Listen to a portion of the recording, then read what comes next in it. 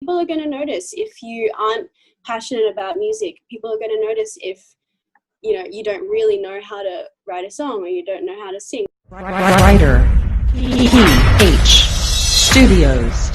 Recently, the son of Manny Pacquiao was criticized by some people only because he has that last name. And you're an Alcasid. Can you relate to that? Of course, I mean, it would be a lie if I said that I didn't. I mean, my last name follows me pretty much everywhere, and it's like I can't deny that it gave me the opportunities that put me in this position. I will never ever deny that. I'm really blessed that my parents, were generous enough to help me with getting where I wanted to go, So I don't really look at it as bearing a weight. I feel like it's a wonderful thing, if you look at it from the perspective that, my parents have worked really hard to get to where they are. And if they can give those same opportunities to their children, that's what they wanted from the beginning, So from the other side of it, where people kind of look at it like you're using your privilege and you don't deserve it, I think that's just down to perspective, honestly. Like, if you work hard, like, what your parents give you is only going to get you a foot in the door, but where you go from there is based on hard work. It's based on what you have to offer, because people are going to notice if you aren't passionate about music. People are going to notice if, you don't really know how to write a song or you don't know how to sing, whatever it is. But if you put in that work and make the sacrifices that your parents made worth it, then I think it's just all about acknowledging the fact that I do have privilege. A lot of artists also have privilege. And I commented on this before, but, the artists that don't have the same opportunities, we also owe it to them to uplift them, whether that be by sharing their music on social media or giving them, trying to give them the same opportunities in whatever ways that we can. But I don't think it's something to be ashamed of. I think it's just something to be aware of. Have you ever been this level-headed about it? Was there a time when you were younger that you took the hit badly? People saying unfair things, assumptions? Yeah. I think when I first moved here, because I wasn't so used to people having an opinion on my life, because I came from having a really quiet life in Australia where no one knew who I was and no one really cared what I was doing.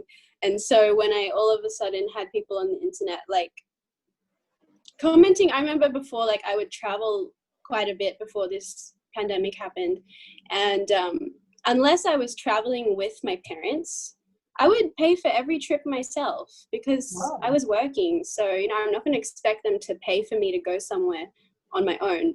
So I had someone on YouTube or something say, like, you're just using all your parents' money to travel around, you're not working. And that really got to me at that time, because I was like, you don't even know the truth. Like, you don't even understand that I'm working hard. And then it used to bother me. And after a while, I was just like, it doesn't really matter, because I don't really know. They don't know me. They don't know my parents. And whatever people have to think, that's on them. It doesn't affect my life in any way. And I know the truth. My parents know the truth. So, yeah, I feel like that's how I got to the point where I don't really mind it so much anymore.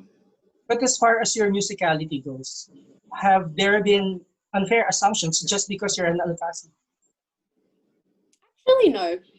With my music, I think because from the beginning, I established that I was a different artist to my parents. I had a different sound. I'm singing in English, and I was working with different producers.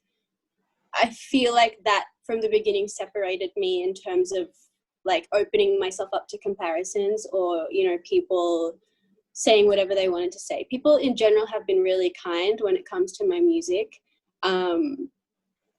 It's usually when it's unrelated to my music and it's just my being like a public figure. That's when people are like used to have opinions. But with my music, I think pretty much from when I started to release it, people started to be like, okay, she has something to offer. we appreciate her for what she's doing. So I'm grateful for that. How does Regine Velasquez influence you musically? I'm very intimidated by her.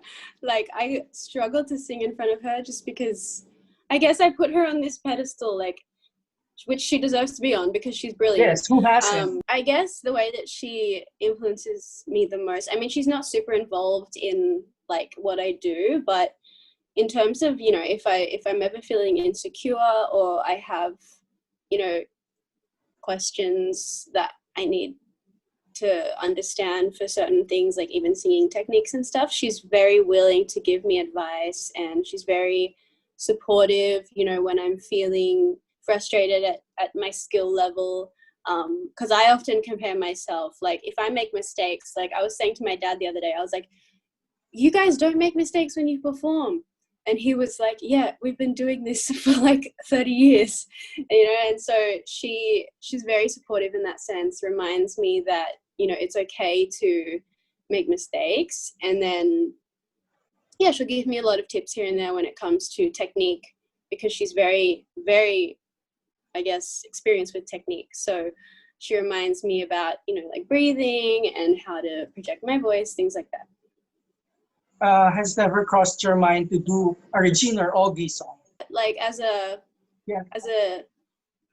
you know, a relaxed cover. I don't think I'll ever release anything officially, just because I do think that I should leave that up to the professionals. It's, you know, my style of singing is very different, and I don't know, I enjoy singing my own songs. It's interesting because the first Tagalog song I ever learned was one of my dad's. And I learned it because I wanted to surprise him when I came here. I wanted to like sing it to him. And so, you know, when my dad performs, I love that I'm able to know all of his songs. And so I would love to do like, you know, little covers maybe on YouTube or something like that. But officially, I probably will just stick to writing my own stuff. What's your favorite song of theirs?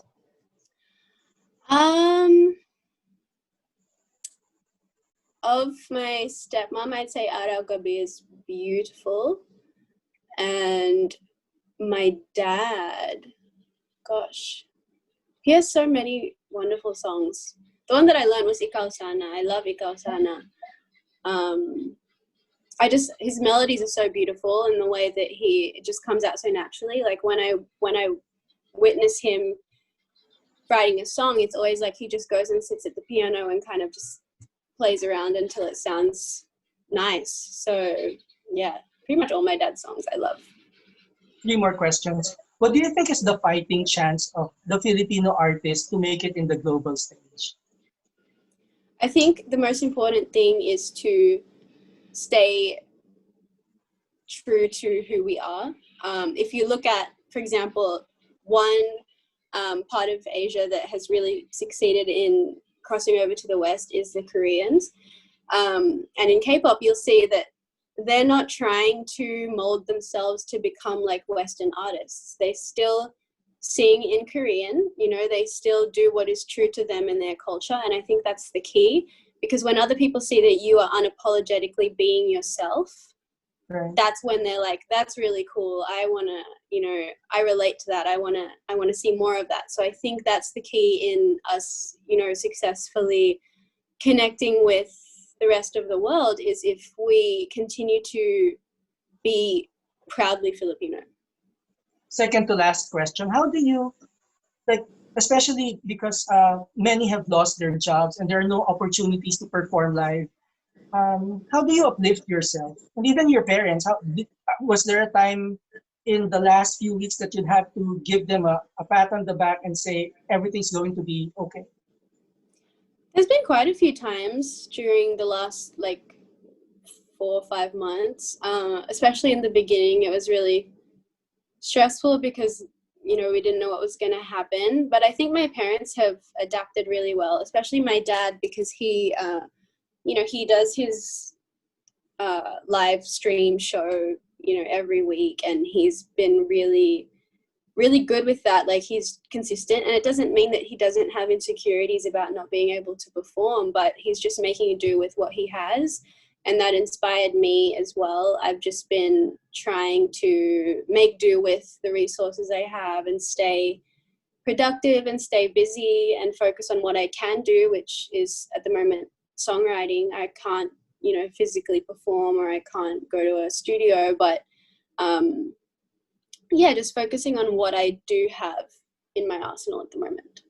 My last question, what is that point when you'll be able to say,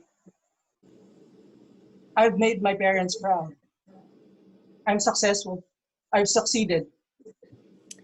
I think with the way that my parents have raised me, when I am at a point where I am completely happy with who I am as a person, it doesn't even have to relate to my career, but when I'm at a point where I feel content in who I am, in my values, and content in what I'm doing, and that I feel like what I'm doing is achieving a greater good, I think that's when they'll be proud of me. I mean, they're always proud of me. They always tell me they're proud of me.